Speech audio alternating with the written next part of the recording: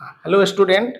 जैसा कि हम लोग पहले से ही कार्बोनेट्स कंपाउंड में बहुत सारी बातें पढ़ते हुए आ रहे हैं और आज हम लोग फिर से उसी कड़ी को आगे बढ़ाते हुए क्वेश्चन और आंसर और साथ में आपका जो टॉपिक है उसको कैसे समायोजन किया जाएगा, उस समायोजन को देखना है, कैसे करके उसको सीखा जाता है और उससे बोर्ड के एग्जाम के साथ साथ दूसरे कॉम्पिटिटिव एग्जाम में भी कैसे हेल्प मिलता है, इसमें हम लोग इसको अच्छे तरीके से सीखेंगे। चलिए सीधे आते हैं हम लोग टॉपिक पे बिना कोई लाग लपेट के। और देखिए यहाँ पर कुछ क्वेश्चन दिए गए हैं, आप क्वेश्चन को ध्यान से पढ़ लीजिए। क्वेश्चन क्या है तो इसमें है कि कार्बन के जो कुछ विलक्षण गुण होते हैं वो सभी दूसरे कंपाउंड से हटके होते हैं और इनकी संख्या जो होता है असंख्य होता है। कैसे आइसोमेरिज्म क्या होता है, होमोलोगस सीरीज क्या है, आपके नोमेनक्लेचर कैसे किए जाएंगे, क्लासिफिकेशन कैसे करेंगे, इन सारे क्वेश्चंस का जवाब और हमारे पास जो सिलेबस है कि ऑर्गेनिक कंपाउंड का प्रिपरेशन प्रॉपर्टीज और इसके यूज और दैनिक जीवन में इस्तेमाल कैसे किया जाता है, ये सारे जो क्वेश्चंस होते हैं यही आपके उपयोगी क्वेश्चन है और इसी पे हम लोग चर्चा करेंगे। सबसे पहले हमारे पास ऑर्गेनिक कंपाउंड में सबसे पहला कंपाउंड आता है हाइड्रोकार्बन, जिसका क्लासिफिकेशन कैसे करेंगे। क्लासिफिकेशन कैसे करेंगे तो क्लासिफिकेशन के लिए सबसे पहले होता है कि ऑर्गेनिक कंपाउंड दो तरह से बने हुए हैं। एक ओपन चेन से बने हुए हैं, खुली श्रृंखला है जिसमें कहीं पे कार्बन कार्बन के बीच में कोई कनेक्शन होगा तो ओपन होगा, उसमें कहीं जुट करके रिंग नहीं बनाएगा। और दूसरा होता है क्लोज चेन जो कि हमेशा जुट करके रिंग बनाएगा। तो दो तरह के हो गए, ओपन चेन और क्लोज चेन। ओपन चेन में क्या है, ओपन चेन अगर हाइड्रोकार्बन की बात करें तो इनके भी दो क्लास होते हैं जो बॉन्ड के आधार पे आपने पढ़ा है कि तीन तरह के कार्बन बॉन्ड बनाता है, single bond, double bond, triple bond, एकल बॉन्ड, द्विबंध, त्रिबंध। एकल बॉन्ड वाले को हम लोग कहते हैं सैचुरेटेड हाइड्रोकार्बन, इसको पैराफिन भी कहते हैं। यानी इसका शाब्दिक अर्थ क्या हुआ पैराफिन का, जो रिएक्शन ही नहीं करे, जो प्रतिक्रिया किसी से करता ही नहीं है, लेस रिएक्टिव होता है ना, उसको पैराफिन कहते हैं। उसी को हम लोग कहते हैं सैचुरेटेड हाइड्रोकार्बन। उस सैचुरेटेड हाइड्रोकार्बन में जो जनरल फार्मूला होगा CnH2n+2 होगा। उस तरह से फिर आ जाइए कि अगर अनसैचुरेटेड असंतृप्त हाइड्रोकार्बन जिसको बोलते हैं, उसमें हमारे पास दो कैटेगरी है, डबल बॉन्ड और ट्रिपल बॉन्ड वाले होंगे। डबल बॉन्ड वाले को एल्कीन कहते हैं और ट्रिपल बॉन्ड वाले को एल्काइन कहते हैं। इस प्रकार से हमारे पास जो हमारा ओपन चेन हाइड्रोकार्बन उसका क्लासिफिकेशन हो गया कि तीन तरह के होंगे, एल्केन, एल्कीन एंड एल्काइन।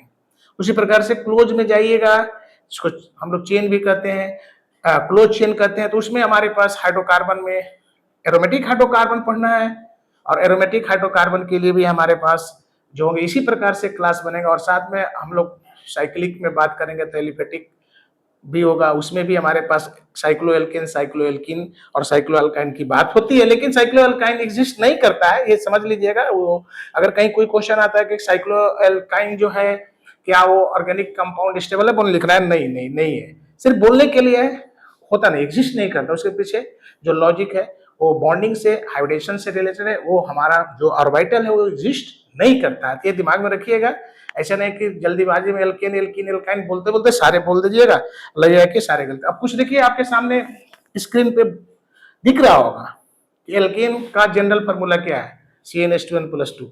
इसमें 2 रिमूव करिए, ऐसे ही 2 रिमूव करिएगा तो बच जाएगा CnH2n, आपका एल्कीन हो गया। फिर इसमें से 2 घटाइए, 2 को फिर माइनस करना है, 2 घटाते जाना है तो CnH2n-2। तो अगर हम लोग एल्केन से चले, एल्कीन, एल्काइन, और इस प्रकार से सबका एक एक एग्जाम्पल आप देते हुए निकल सकते हैं। अगर एन का वैल्यू 1 रखते हैं, मीथ, 2, ईथ, यानी प्रीफिक्स और सफिक्स का जो हमारा नोमेनक्लेचर में, जैसे हमारा नाम है, मेरा नाम है सपोज कर लीजिए कि सतीश कुमार, तो सतीश जब मेरा नाम हुआ तो प्रीफिक्स हो गया, और कुमार जो सरनेम है ये मेरा सफिक्स हो गया। उसी प्रकार से किसी भी ऑर्गेनिक कंपाउंड में ये दो जो हमारा प्रीफिक्स और सफिक्स होता है होना ही होना है। लेकिन याद रखिएगा जो प्रीफिक्स है वो सबसे इंपॉर्टेंट है, वो हमारा रूट वर्ड है, उसके बिना आप किसी भी ऑर्गेनिक कंपाउंड का नाम नहीं सीख सकते हैं। तो आपको कुछ बातें मेमोराइज करना है, अपने अंडरस्टैंडिंग जो आपके पास ब्रेन है, नॉलेज में डालना है कि कार्बन 1 से लेके कम से कम 20, मिनिमम 20 तक आपको जानना है। चलिए और छोटा करते हैं, कम से कम 10 जानिए। जब हम बच्चे होते हैं तो 1 to 10 हमारे पेरेंट्स सिखाए थे, 1 से लेकर 10 तक की गिनती सिखाई गई थी। उसी तरह से अभी हम आपको बच्चे ही मान रहे हैं और अगर आप हमें पेरेंट्स मानते हैं तो 1 से 10 तक की गिनती अभी सीख लीजिए, ध्यान से सुनिएगा, मैं रुक रुक कर आपको आराम से बोल रहा हूं। अगर कार्बन की संख्या 1 होगा तो प्रीफिक्स मिथ होगा, 2 eth, 3 prop, 4 but, 5 pent, 6 hex, 7 hept, 8 oct, 9 non and 10 dec. अगर आगे बढ़ना है तो एक पर एक 11, तो इसे बोले अनडेकन। यहाँ देखिए थोड़ा सा है, वहां हम लोग हिंदी में बोलते हैं 1 1 11, एक पर एक 11, यहाँ होगा अनडेकन। अनडेक मतलब 10, एक और जुट गया 11। दो डेकन, दो माने बाई दो होता है। ट्राइडेकन, टेट्राडेकन, दैट मीन्स ऐसे करते करते आप 19 तक जाएंगे तो नॉन डेकन होगा, 19 को बोलेंगे, और 20 को आइकोशेन बोलते हैं। देखिए नया हो जाता है, फिर वहां से एक नया नाम आइकोशेन बोलते हैं। उसी प्रकार फिर अनआइकोशेन, डोट आइकोशेन, इस तरह से आप करते करते 100 कार्बन पे जब पहुंचेगा तो इसको हेक्ट बोलते हैं, हेक्ट। अगर एल्केन है तो हेक्टेन। तो इस तरह से नोमेनक्लेचर का जो हमारा कॉन्सेप्ट है, ये बहुत ही अच्छा कॉन्सेप्ट है कि कैसे देना है। अब नाम आपके पास जो जनरल फार्मूला है, चाहे वो एल्केन के लिए हो, एल्कीन के लिए हो, या एल्काइन के लिए हो, या एरोमेटिक के लिए हो। एरोमेटिक में भी एक पॉइंट सीख लीजिए, उसका जनरल फार्मूला होता है CnH2n - 6y। वाई में बार बार बोलता हूँ, वाई की जगह आप एक्स भी रख सकते हैं, कुछ भी रख सकते हैं, क्योंकि एक्स बहुत कॉमन हो जाता है, तो थोड़ा सा हटके दिखाना होता है कि भाई थोड़ा सा बच्चे वाई के बारे में भी जाने। वाई लेने का कोई प्रॉपर रीजन नहीं है, कुछ भी नहीं, ऐसा नहीं है। आप वहां पर ABCD कुछ भी रख सकते हैं, बस याद रखना है कि वाई नंबर ऑफ रिंग्स है, वो 1 से शुरू होगा और वो इंफिनिटी तक भी जाएगा। और यहाँ पर एक कंडीशन है कि n का वैल्यू 6 से नीचे नहीं लेना, आपको याद रखिएगा। एरोमेटिक की बात कर रहे तो 6 से नीचे नहीं जाएंगे। इस प्रकार से आपके पास ये हमारे पास जो हुआ क्लासिफिकेशन की मैं चर्चा किया। अब है होमोलोगस सीरीज। देखिए आप लोग सजातीय श्रेणी किसको बोलते हैं? अब हुआ कि होमोलोगस का मतलब होता है कि एक ही तरह का, जैसे हम लोग, हमारे देखिए टीचर का ग्रुप है, हम लोग सब एक ही श्रेणी में आते हैं, स्टूडेंट का ग्रुप है एक ही श्रेणी में आते हैं, तो हम सारे शिक्षक अगर एक श्रेणी में है तो कैसे पता चलेगा कि हम लोग होमोलोगस सीरीज में है? अगर दो शिक्षकों के बीच में 14 ग्राम या 14 केजी का वेट का डिफरेंस होगा, याद रखिएगा मैं क्या बोल रहा हूँ। अगर हम लोग का वेट ग्राम में लिया गया है या केजी में लिया गया है, तो हम दो शिक्षकों का वेट अगर 14 केजी का डिफरेंस से अरेंज किया गया है, जैसे मान लीजिए मेरा वेट है 70 केजी, तो अगला का वेट होना चाहिए 70 में 14 जोड़ दीजिए तो कितना हो जाएगा 84, फिर उसमें 14 जोड़ दीजिए तो 98, फिर उसमें 14 जोड़ दीजिए तो 112। यानी दैट मीन्स कि जिस दो सेम प्रॉपर्टी वाले, चाहे वो कोई भी श्रेणी में रखा गया आइटम हो, उनके बीच का जो डिफरेंस है वेट में 14 ग्राम का, 14 केजी का, 14 टन का। और अगर ऑर्गेनिक कंपाउंड की बात करें तो अगर इसको आप जैसे सपोज कर लीजिए कि आपके पास अल्कोहल का श्रेणी, अल्कोहल फंक्शनल ग्रुप आप लिए हैं, अल्कोहल श्रेणी को सजा रहे हैं। अगर आप मिथाइल अल्कोहल लिए हैं तो पहला कंपाउंड मिथाइल, क्योंकि मिथ से शुरू होता है। देखिए मैं फिर से कह रहा हूं कि कोई भी ऑर्गेनिक कंपाउंड मिथ से ही शुरू होगा, याद रखिएगा। अगर वो ओपन चेन में है तो मिथ से शुरू होगा, इसका दूसरा नाम होता ही नहीं है। कॉमन नेम हो सकता है, जैसे सतीश कुमार का घर का नाम पप्पू हो सकता है, बंटी हो सकता है, कुछ भी हो सकता है, लेकिन आप ऐसा नहीं समझेंगे कि मिथ का नाम, हाँ कहीं कहीं जैसे एसिड में जाइएगा तो फॉर्मिक एसिड बोला जाता है, वो मिथ ही है, मिथानोइक एसिड है, IUPAC मिथानोइक है उसका। तो इस तरह से सजातीय श्रेणी में अगर कोई भी क्रियाशील ग्रुप वाले समूह में अगर CH2 का अंतर हो, देखिए CH2 कितना आसान चीज है। C कार्बन 12 ग्राम होता है, H 1 ग्राम, 2 H आया तो 12 2 14 ग्राम, यानी 14 ग्राम के डिफरेंस वाले जो भी हमारे पास सीरीज में कंपाउंड होंगे जिनके अंतर CH2 यानी 14 ग्राम का अंतर आ रहा होगा, वो सजातीय श्रेणी में आते हैं, उसी को होमोलोगस सीरीज कहा जाता है। और यहां से हमारे पास होमोलोगस सीरीज के लिए मैं यहां पर आपको देखिए उसको रेड कलर में लिखा हूं कि 14 एटॉमिक मास का अंतर होता है। देखिए यहाँ पर पढ़ लीजिए, इसमें साफ साफ लिखा हुआ है कि CH2 का अंतर किन्हीं भी दो लगातार यौगिकों के बीच। तो उसी तरह मैं कहा कि अगर दो शिक्षकों के बीच की उम्र कुछ भी रहे या उम्र के हिसाब से ही सजा दीजिए, तो अगर हम दो शिक्षकों में 14 साल का अंतर है तो फिर समझ लीजिए कि वो सजातीय श्रेणी में अरेंज हो गए। आप ऐसे एकदम छोटे शब्दों में समझिए, बच्चे तुम लोग खड़े हो हाइट के हिसाब से, हर 14 सेंटीमीटर के हाइट वाले बच्चों को हमने सजा दिया है। तो इस प्रकार से जो सजे होते हैं उसको सजातीय श्रेणी कहते हैं। आप इसको ऑर्गेनिक के भाषा में समझिए या सामान्य भाषा में समझिए। अब आपके लिए है देखिए 2 टॉपिक हम लोगों ने कर लिया, क्लासिफिकेशन हो गया और होमोलोगस सीरीज हो गया। अब मैं तीसरा टॉपिक मैं आता हूं, जो कि इससे तो एक क्वेश्चंस आपके बोर्ड के एग्जाम में भी आप लोग देख लें, पिछले 20 साल का क्वेश्चन उठाइए, कोई ऐसा ईयर नहीं है जिसमें एक मिनिमम एक क्वेश्चन इससे नहीं आया। इसलिए आप इसे इस प्रकार समझने की कोशिश कीजिएगा कि आपको रटना ना पड़े, याद ना करना पड़े, दोबारा पढ़ना ना पड़े। यहां से वीडियो को थोड़ा कंसंट्रेट होकर के ध्यान से सुनिएगा, सुनने मात्र से ही आपका काम हो जाएगा। देखिए व्हाट इज समवायता, इसको हम लोग इंग्लिश में बोलते हैं आइसोमेरिज्म। आइसो का हिंदी होता है सेम, सेम माने समान, वयता मतलब कि उस प्रकार के सभी अणु परमाणु यौगिक, ऐसे कार्बनिक यौगिक जिनके संरचना सूत्र या अणुसूत्र एक ही होता हो, लेकिन उनके भौतिक और रासायनिक गुण अलग होते हों। ध्यान से सुनिएगा, संरचना सूत्र सेम होना चाहिए। अब हम लोग 2 ट्विंस मान लीजिए भाई है, दोनों एक जैसे दिखेंगे, ठीक है, लेकिन दोनों एक मेरा भाई पढ़ने में बहुत तेज है, हम उसके रिस्पेक्ट में बहुत कमजोर है, हम लोग समावयवी हो गए। हम लोग को कहा जाएगा कि हम एक दूसरे के समावयवी हैं, क्योंकि हम लोग देखने तो में तो एक जैसा, हमारा स्ट्रक्चर तो एक जैसा है, लेकिन हमारा प्रॉपर्टी नहीं मिल रहा है। एक भाई तेज है, एक भाई कमजोर है, एक भाई मोटा है, एक भाई पतला है। दैट मीन्स देखने में हम लोग एक जैसे लग रहे हैं, लेकिन दोनों में वेट का अंतर हो जा रहा है, प्रॉपर्टी का अंतर हो जा रहा है। इस प्रकार से जितने भी यौगिक होते हैं ऑर्गेनिक में, जितने भी होते हैं, जितने, वो सारे समावयवी कहलाते हैं, आइसोमर कहलाते हैं, और इसी घटना को आइसोमेरिज्म कहा जाता है। तो ये तो इसका तो डेफिनेशन तो बहुत क्लियर है, बहुत आसानी से आप समझ सकते हैं, डेफिनेशन में तो कुछ है ही नहीं है। अब रहा बात कि आगे हम लोग है कि भाई ये कितने प्रकार का होता है, ये जो समावयता है कितने प्रकार का होता है। तो ये 2 प्रकार का होता है। एक जो होता है 2 डायमेंशनल, जहां पर काम करते हैं, जहां पर हम लोग एग्जिस्ट कर रहे हैं ना, ये 2 डायमेंशन है। एक होता है 3 डायमेंशन, जहां हम लोग एग्जिस्ट नहीं करते हैं, इमेज करते हैं। तो एक हमारा रियल आइसोमर है, एक इमेजिनरी है। तो देखिए साइंस में तो कोई इमेजिनरी वर्ड होता नहीं है, मैं इसलिए इमेजिनरी कह रहा हूं कि आपकी कल्पना शक्ति वहां काम करेगा। आपका जो अंतर काम सोचने का जो इमेजिनरी पावर है ना, वो जब तक आप नहीं डेवलप करिएगा, दूसरे वाले जो समावयता है वो समझ में नहीं आएगा।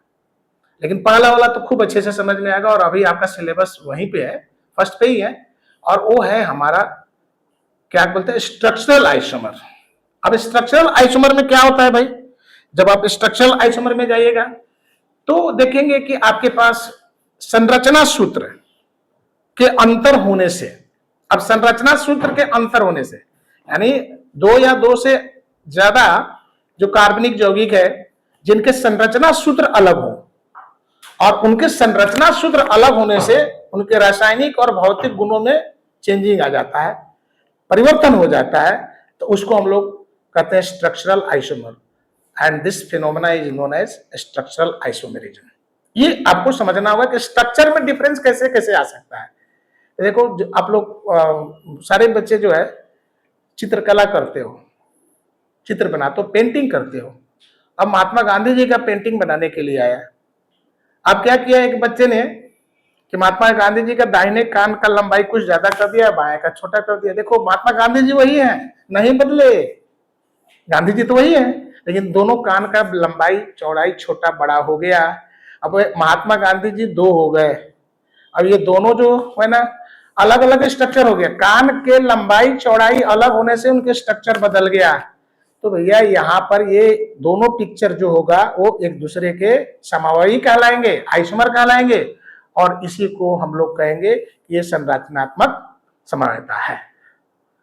अब दूसरा जो मैं कह रहा था, जिसको हम लोग 3 डायमेंशनल बोल रहे थे, स्टीरियो आइसोमर, उसको स्टीरियो बोलते ही है, त्रिविम, आकाश वाला, आकाशीय, आकाश में वो समावयता होता है। उसमें होता है कि उसके मॉलिक्यूलर फार्मूला सेम होगा, अणुसूत्र जिसको बोलते हैं, स्ट्रक्चर फार्मूला सेम होगा। वहां गांधी जी का कान में डिफरेंस नहीं होगा, दोनों कान बराबर होना चाहिए। अब क्या होगा उसमें एक तीसरा बात आता है। तीसरी बात क्या आता है कि उसके साथ जो संलग्न जो, जैसे मान लीजिए कि ह्यूमन बींग्स की हम बात कर रहे हैं, मेरे ही बात कर लो, मेरा दोनों हाथ, दोनों पैर, आंख, नाक, कान, ये जो अलग तरीके से अरेंज हो जाए, यानी ह्यूमन बींग का एक स्ट्रक्चर होता है, सबका एक समान होता है। अब मेरा कोई हाथ और पैर, नाक, मुंह कुछ अलग तरीका से दिखने लगे, अब लोगों ने कहेंगे करे इसका आंख तो ऐसे दिख रहा है, इसका नाक तो ऐसे दिख रहा है, इसका चेहरा तो ऐसे दिख रहा है। भैया ये 3D हो गया, ये 3D हो गया। हम लोग सबका स्केलेटन एक ही जैसा था, लेकिन बदल गया। इसी को अब ये बदल गया तो फिर स्ट्रक्चर फार्मूला सेम हो गया, मॉलिक्यूलर फार्मूला सेम हो गया। अब हमारे पास स्पेस में कुछ ना कुछ ऐसी बनावट बन गई जिसके वजह से हमें क्या हुआ कि हमारा स्ट्रक्चर और मॉलिक्यूलर फार्मूला सेम होते हुए भी हमारे पास स्पेस में कॉन्फ़िगरेशन बदल गया मेरा। और कॉन्फ़िगरेशन बदलने से जो आइसोमर बनते हैं उसी को स्टीरियो आइसोमर कहते हैं। और ये इसको 2 क्लास में इसको भी बांटा गया है, कॉन्फ़िगरेशनल एंड कॉन्फॉर्मेशनल। ये थोड़े देर बाद मैं इस पे आता हूं, पहले मैं आपका सिलेबस की चर्चा कर लूं, उसके बाद थोड़ी सी एडवांस बातें होंगी, अभी नहीं। अब हम लोग पीछे वापस आते हैं कि जो स्ट्रक्चरल आइसोमर है उसको 5 क्लास में बांटा गया है। आप यहाँ देख सकते हैं कि आपके स्ट्रक्चरल आइसोमर का मैंने 5 का यहाँ किया कि एक पहला चेन आइसोमर होता है, पोजीशन आइसोमर होता है, फंक्शनल आइसोमर, मेटामेरिज्म होता है और टाटोमेरिज्म। मेटामेरिज्म को मितावयता कहते हैं और टाटोमेरिज्म के चलावयता कहते हैं। ये देखिए, ये सारे जो है ना, यहाँ 5 का मैंने डिस्कशन किया। अब आप इसको मेरे शब्दों में सुनिए, कैसे आपको दिमाग में बैठाना है, रटना नहीं, याद नहीं करना। ये डेफिनेशन केवल आपको जो PDF दिया जाएगा सिर्फ परीक्षा के लिए दिया जाएगा, आप लिखेंगे वहां लिखने के लिए। अब लेकिन जब आप किसी एग्जाम में बैठते हैं, कॉम्पिटेटिव एग्जाम में, वहां लिखना कम रहता है, वहां गोला करना रहता है। वो गोला कैसे करना है, सबसे पहला आपके पास है चेन आइसोमर। देखो भैया, मान लो पेंटेन है, पेंटेन का फॉर्मूला होता है C5H12।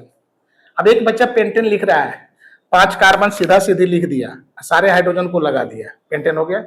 दूसरा बच्चा क्या किया, 4 ही कार्बन लिखा, और एक क्या किया कि दूसरे या तीसरे में से एक कार्बन पे लिख दिया। तीसरे बच्चे ने क्या किया, 3 ही कार्बन लाइन में लिखा, अब बीच वाले कार्बन पे एक ऊपर एक नीचे लगा दिया।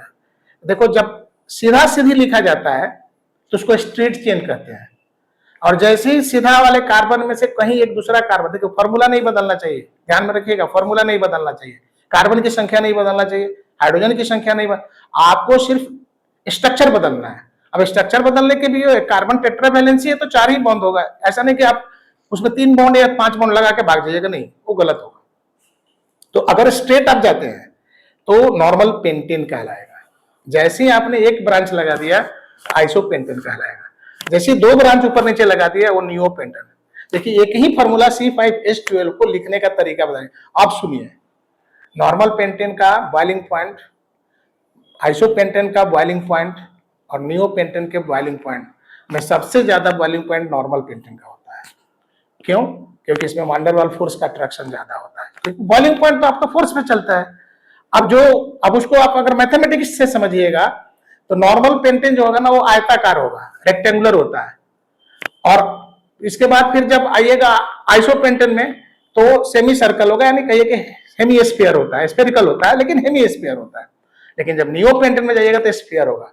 और आप सभी मैथमेटिक्स में पढ़े हैं कि जो स्फीयर होता है सबसे कम सरफेस एरिया रखता है, तो सबसे कम सरफेस एरिया रखेगा तो सबसे कम फोर्स लगेगा, उसमें सबसे कम फोर्स लगेगा तो उसका बॉइलिंग पॉइंट सबसे कम होगा। और इस आधार पर देखिए आपका पास जो है उसका प्रॉपर्टी चेंज कर गया। ये होता है चेन आइसोमर, यानी चेन में आपने चेंज किया, स्ट्रक्चर बदल गया और उसके प्रॉपर्टी बदल गए। इस तरह से चेन आइसोमर का हम लोग जो होता है एग्जाम्पल समझने की कोशिश करते हैं।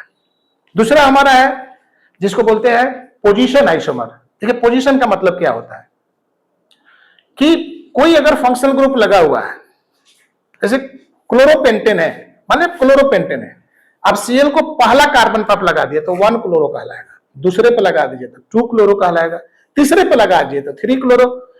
किसी भी एक्टिव एटम और ग्रुप का पोजीशन बदलने से जो नया स्ट्रक्चर बनता है ना, उसके वजह से उसके नोमेनक्लेचर तो बदल ही जाते हैं, साथ ही उसके प्रॉपर्टी भी चेंज हो जाता है। जैसे मैं पेंटेन पे ही अभी काम कर रहा हूं तो 1 क्लोरोपेंटेन, 2 क्लोरोपेंटेन और 3 क्लोरोपेंटेन में सारे स्ट्रक्चर बदल गए। ये क्योंकि पोजीशन बदल रहा है इसलिए कहलाएगा पोजीशन आइसोमेरिज्म।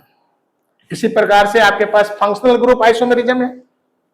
इसमें क्या होता है कि फंक्शनल ग्रुप जो एक्टिव है, कोई फैमिली मेंबर है, कहा जाता है कि ये घर में सारे डॉक्टर्स रहते हैं। अब डॉक्टर्स कहाँ रहते हैं भाई? हॉस्पिटल में रहते हैं, ठीक है। तो वहां का जो फंक्शनल ग्रुप कौन है? डॉक्टर्स है। अब वो डॉक्टर्स अब घर आ गए, तो किसी के पापा है, किसी के बेटा है, तो क्या वो वहां भी डॉक्टरी कर रहे हैं? घर में भी डॉक्टरी कर रहे हैं। देखिए आदमी वही है, आदमी नहीं बदला है, आदमी वही है, वही इंसान है, लेकिन देखिए उनका जो प्रोफेशन है कैसे चेंज हो रहा है।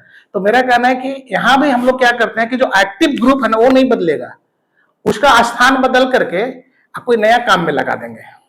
अब उनको सब्जी लाने के लिए भेज देंगे डॉक्टर साहब का, तो सामान्य आदमी हो गए, लेकिन हॉस्पिटल में थे तो डॉक्टर साहब थे। तो इसी प्रकार से आपको फंक्शनल ग्रुप में क्या करना है कि फंक्शनल ग्रुप को आइडेंटिफाई, जैसे मान लीजिए अल्कोहल है, अल्कोहल में OH फंक्शनल ग्रुप होता है। अब हम क्या करेंगे कि OH को ले आएंगे, H हटा के दोनों तरफ से कार्बन लगा देंगे, अब वो ईथर हो जाएगा। अल्कोहल, अगर आप अल्कोहल पीने वाला अल्कोहल कोई पीता है तो नशे में आता है, तो क्या होता है शायद जानते हो या नहीं जानते हो, कोई बात नहीं, आगे बढ़ते हैं। अगर वो ईथर बन गया, जानते हो क्या होगा? अगर उसको पीना नहीं है, केवल सूंघ ले, पीना तो बहुत दूर की बात है, तो फिर उसके बाद वो बेहोश हो जाएगा। देखो दोनों का प्रॉपर्टी कैसे बदल रहा है। उसी ऑक्सीजन से अल्कोहल बना और उसी ऑक्सीजन से ईथर भी बन गया। अब फॉर्मूला भी आपका चेंज नहीं है, मोलिकुलर फॉर्मूला भी वही रह गया। अब जैसे आप इथाइल अल्कोहल लेते हो, C2H5OH, इथाइल अल्कोहल ही ड्रिंक पर्पस में इस्तेमाल किया। पीने के जो अल्कोहल होता है, अगर कोई दूसरा अल्कोहल मिथाइल अल्कोहल पीजिएगा तो अंधा होइएगा या मर जाइएगा, क्योंकि पॉइजनस होता है। लेकिन इथाइल अल्कोहल पीजिएगा तो इथाइल अल्कोहल पीने से आपके पास एनर्जी मिलता है। अब एनर्जी कैसा होता है ये हमको बताने की जरूरत नहीं, कितना एनर्जेटिक होता है वो। अगर उसी इथाइल अल्कोहल के ऑक्सीजन को दोनों कार्बन के बीच में डाल दें, functional group change, dimethyl ether हो गया, डाइथाइल ईथर हो जाएगा, डाइमिथाइल ईथर हो जाएगा। इस प्रकार से ईथर का पूरा सीरीज शुरू हो जाएगा और वहां पर वो क्या करेगा, वहां पर उसका फंक्शन बदल गया, तो उसको फंक्शन, इसीलिए नाम हो गया फंक्शनल ग्रुप आइसोमेरिज्म। इसको बोलते हैं फंक्शनल ग्रुप आइसोमर बोलते हैं। बड़ी सिंपल सी बात है, छोटे छोटे बात को समझिएगा। तो उसी आपको नए कोई फंक्शनल ग्रुप बाहर से नहीं लाना है, उसी में से निकाल करके बनाने हैं और स्ट्रक्चर को चेंज करने हैं। इसी प्रकार से मेटामेरिज्म, मिताव्ययता कहते हैं इसको हिंदी में। मेटामेरिज्म क्या होता है कि पहला जो दो आपने पढ़ा, पहला क्या दो पढ़ा आपने? पहला पढ़ा चेन आइसोमेरिज्म, श्रृंखला, और दूसरा पढ़ा पोजीशन। इन दोनों को मिला दो, इन एक ही कंपाउंड में दोनों को मिला के देख लो, देखो तुम्हारा मेटामेरिज्म तैयार हो गया। अब जैसे मैं एग्जांपल दे रहा हूं, डाइइथाइल एसीटोन, ठीक है, डाइइथाइल एसीटोन, C2H5 किनारे, दूसरे किनारे C2H5, बीच में CO कर दो। अब कुछ मत करो, कोई दाएं चाहे बाएं वाले कार्बन में से एक कार्बन को उठाओ और बाएं चाहे दाएं कर दो उसको, एक तरफ मिथाइल हो जाएगा, एक तरफ प्रोपाइल हो जाएगा, तो नाम हो गया मिथाइल प्रोपाइल एसीटोन।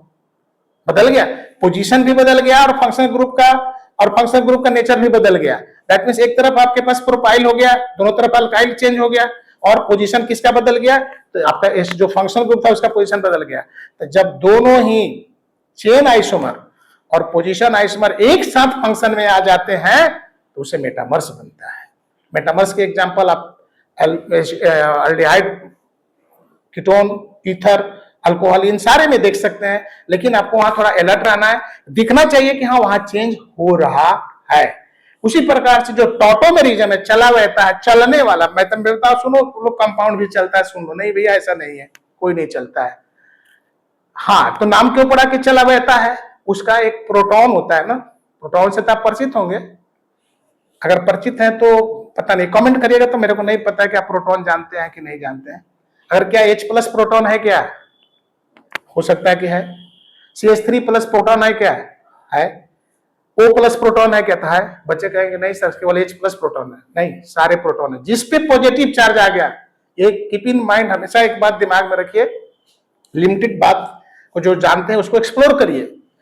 हम कम जानते हैं, बहुत अच्छी बात है, उसको ज्यादा करने की कोशिश करिए। हमको मालूम है कि H+ प्रोटॉन है, जिस पे प्लस चार्ज आ गया ना वही प्रोटॉन है, याद रखिएगा। दुनिया में किसी पे पॉजिटिव चार्ज आ गया वो प्रोटॉन कहलाता है। तो प्रोटॉन में कोई लिमिटेशन, लेकिन यहाँ जो होता है कहा जाता है कि यहाँ पर जो होता है ना प्रोटॉन जो होता है वो H+ जो होता है ना अपना फंक्शनल ग्रुप के साथ और डबल या ट्रिपल बॉन्ड के साथ पोजीशन बदलता है, तो एक नया फॉर्म बन जाता है। जैसे कीटोन है, कीटोन से इनॉल बन जाता है, कीटो इनॉल, इसको हम लोग बोलते हैं चला बहता है। इस प्रकार से हम लोग इसमें देखें कि कैसे जो हमारे पास ये जो स्ट्रक्चरल आइसोमेरिज्म है इसके जो 5 ग्रुप है, 5 जो है आप देखिएगा आगे मैं इसमें थोड़ा सा टॉटमस के बारे में कुछ लिखा हूं, इसको थोड़ा सा ध्यान से देखिएगा कि क्या लिखा हूं। प्रोटॉन का स्थानांतरण, ये इस लाइन को आप लोग अपने कॉपी में भी लिख लेना बच्चे, बहुत जरूरी है, आगे आपको बहुत इसमें हेल्प करेगा। इस प्रक्रिया में एक ही अणु के भीतर हाइड्रोजन परमाणु, जिसको हम लोग प्रोटॉन बोलते हैं, अपनी जगह बदलकर दूसरे परमाणु के पास चला जाता है। लेकिन कंडीशन कहां है? डबल बॉन्ड का विस्थापन। दूसरा, हाइड्रोजन के खिसकने के साथ ही जब हाइड्रोजन हटेगा अणु में डबल बॉन्ड की स्थिति भी बदल जाती है। अब देखिए इसका भौतिक गतिक संतुलन में, गति में क्या है, टॉटमर चल रहा था, गति तो होगा ही होगा। कैसे इसको हम लोग करते हैं? इसके दोनों रूप एक निश्चित अनुपात में रासायनिक संतुलन में एक साथ मौजूद रहते हैं, इसको बोलते हैं डायनेमिक इक्विलिब्रियम, गतिक साम्यावस्था। जब तक साम्यावस्था नहीं बनेगा दोनों कंपाउंड के बीच में, तब तक ये आइसोमर यानी समावयी हो ही नहीं सकता है। समावयी होने के लिए दोनों में स्थिरता होना बहुत जरूरी है। मैं इसीलिए 3 पॉइंट का जिक्र, मैं देखिए किसी में मुख्य विशेषता नहीं लिखा हूं, केवल लास्ट वाले में लिखा हूं, क्योंकि ये जो है यही जो आपके पास लास्ट वाला है यही आपको आगे कंपटीशन के लिए जरूरी है। बाकी 4 जो है आपको बोर्ड के लिए जरूरी है। अगर जो बच्चा इस बात को समझ जाता है वो आगे किसी एग्जाम के लिए ये टॉटमर्स वाले क्वेश्चंस को सोल्व करता है, और बच्चे को यही परेशान करता था। 3 बातें सीखना है टॉटमर्स में। पहली बात है जो मैंने यहाँ लिखा है कि पहला लिखा है कि प्रोटॉन का जो हमारे पास जो होता है विस्थापन होता है वो सीखना है, और दूसरा हमने कहा कि जो डबल बॉन्ड का स्थिति है वो सीखना है, और तीसरा देखना है कि डायनेमिक इक्विलिब्रियम जो फॉर्म है, जो गतिक संतुलन है वो कैसे होता है। अगर इन बिंदु पर आप समझ गए तो फिर आपका मामला समाप्त, फिर कोई दिक्कत नहीं है। फिर थोड़ा सा मैं आप लोग को ये परिचय करा देना चाहता हूं कि ये जो सामने देख रहे हैं यही आपके पास 3 डायमेंशनल है, जिसको हम लोग स्टीरियो आइसोमेरिज्म कहते हैं, स्पेस आइसोमेरिज्म भी हम लोग कहते हैं। और इस चीज को आपको बढ़िया से समझने के लिए अच्छे से इस बात को सीखना होगा। देखिए स्पेस में जो भी घटनाएं घटती हैं आपको कल्पना करना ही पड़ेगा, बिना कल्पना किए नहीं होगा। अपनी आपको अंडरस्टैंडिंग पावर को बढ़ाना होगा। इस वीडियो के माध्यम से जो हमारे CGP में जितने वीडियो चलते हैं, आप सभी वीडियो को अगर ईमानदारी से देखिएगा, चाहे वो किसी विषय का हो, तो आपको वहां पर इनोवेशन, नवाचार मिलेगा। एकदम लगेगा कि नया चीज दिया जा रहा है। तो आप लोग हर एक वीडियो, जो भी बच्चे इस वीडियो को देखते हैं ना, ईमानदारी पूर्वक देखिए, और जहां टीचर फोकस कर रहे हो वो मान लीजिएगा कि आपका भविष्य बनाने वाली बात वो बोल रहे हैं। इस बात को भी समझिएगा, जहां उन्होंने फोकस किया, एम्फेसिस किया, दबाव बनाया, मतलब कि वो कहना चाह रहे हैं कि देखो आगे तुम्हारा भविष्य इसी में है। उसी तरह से मैं भी आपको, जैसे हमारे जो दूसरे साथी बोलते हैं कि वहां पर आप ध्यान से देखिएगा। ध्यान देने का मतलब ये है वो कहीं ना कहीं इंडिकेट कर रहे हैं, एक तरह से क्वेश्चन आउट कर रहे हैं कि आगे आने वाला यही क्वेश्चन है तुम्हारे लिए, और इसको ध्यान से तुम पढ़ो। अब देखिए इसमें कहा गया कि स्पेस में जो आइसोमेरिज्म होते हैं वो 2 तरह के होता है, एक ज्योमेट्रिकल होता है, एक ऑप्टिकल होता है। ज्योमेट्रिकल, ज्यामिति से आप सारे बच्चे परिचित हैं, सब बच्चे को ज्यामिति पता है। सेम साइड अपोजिट साइड, मतलब एक पक्षीय और बहुपक्षीय, या कहिए विपरीत पक्षीय, दोनों तरह के बातें होती है। उस कंडीशन में अगर कहा जाता है, अब ध्यान से एक एग्जांपल देखिए, यहां पर मैंने एग्जांपल दिया है, ये 1,2 डाइक्लोरोइथीन है, डबल बॉन्ड है। इसमें कुछ कंडीशन होता है, ये दोनों Cl और दोनों हाइड्रोजन अपना एक तरफ है, देखिए एक साइड में रखा गया है, लेकिन उसके बगल वाले फिगर को देखिए एकदम क्रॉस कर दिया गया, डायगोनली कर दिया है। तो जब सेम साइड वाले जो भी हमारे ग्रुप या फंक्शनल ग्रुप होते हैं, अगर डबल बॉन्ड पे लगे होते हैं या साइकिल पे लगे होते हैं, वो सिस फॉर्म होते हैं। और जैसे ही वो डायगोनली सेम हो जाते हैं, जैसे दोनों देखिए Cl सेम हो गया, ये ट्रांस कहलाता है। अब इसके आगे की बात हम लोग जब सीखना है तो आगे हम लोग किसी वीडियो में आएंगे, क्योंकि इसमें बहुत सारी बातें हैं जो हिडन है। अब चूंकि हमारा जो कुछ लिमिटेशन है, उस लिमिटेशन में टाइम बॉन्ड है, टाइम बॉन्ड को हम लोग नहीं डिसोबे कर सकते हैं। लेकिन फिर भी हमारी कोशिश होगी कि अगली वीडियो में इसको हम लोग विस्तार पूर्वक देखेंगे, इसलिए अगले वीडियो के लिए जरूर देखिएगा, अगले वीडियो में इसकी चर्चा होगी। उसी प्रकार से जो प्रकाशीय समय होता है, ऑप्टिकल आइसोमेरिज्म होता है, एक बात ध्यान से सुनिएगा। जनरली हम लोग ये जानते हैं कि प्रकाश हम लोग को चला रहा है, बहुत अच्छी बात है, सही बात है। अगर अभी प्रकाश नहीं होता तो वीडियो नहीं बनता, ये भी सही बात है। लेकिन कुछ ऐसे केमिकल हो जो प्रकाश को ही चलाता है। अगर आप सुने हैं तो बहुत अच्छी बात है, और नहीं सुने थे तो उससे भी अच्छी बात है कि आप सुन लिए कि प्रकाश केमिकल जो है प्रकाश को चलाता है।